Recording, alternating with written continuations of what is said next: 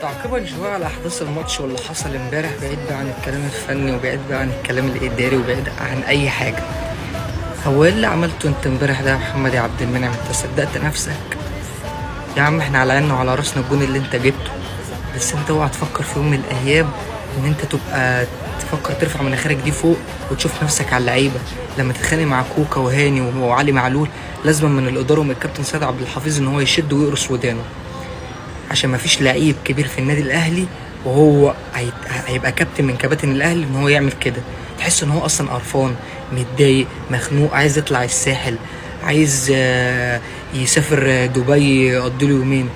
من بعد ماتش افريقيا هو مخنوق. تاني حاجه بيعملها التناكة على الكوره، في كورتين غلط فيهم كان هيلبسنا جونين، مش من الطبيعي.